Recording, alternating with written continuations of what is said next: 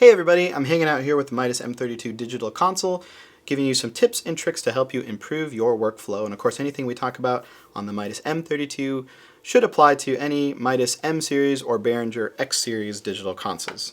Today I wanted to talk about the solo button and the select button. Most digital consoles have some version of these two buttons, and they kind of operate differently, so it's important to understand what they do. Put quite simply, a select button, which on the M32 is this top row, selects that channel so that I can work with it on my screen and in my processing section. So if I select my channel 1, which has my microphone plugged into it, I can now see my input section where I can adjust gain, I could add a high pass filter, EQ, compression limiter, I could route it to effect sends or route it to mains. And so I'm working with this channel. All right? So that's all the select button does. You can select channels, you can select mix buses, you can select your main bus, and find functionality in the console that way.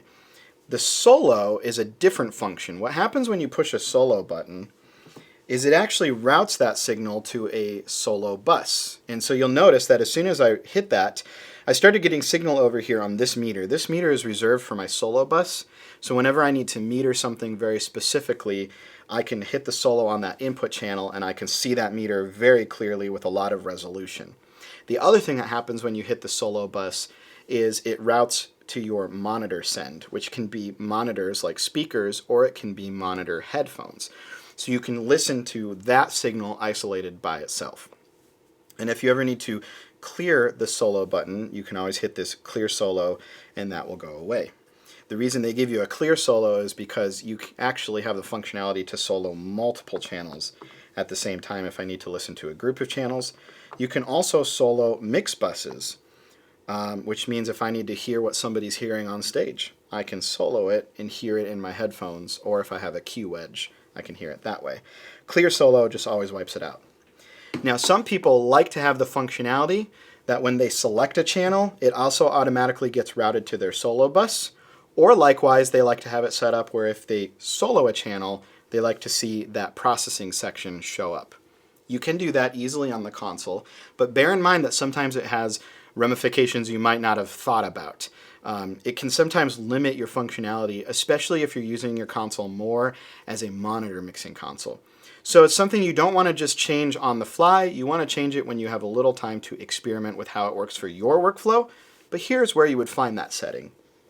If you go to your monitor section and hit your view button, in the tab labeled monitor, we have all these selections for solo. Okay, so I'm just going to break down a couple of them. So the first one says exclusive. That means if I only ever want to be able to solo one instrument at a time, I would check that, and whenever I hit a solo, it would solo that instrument. If I hit another solo, it would turn the solo off on the previous instrument.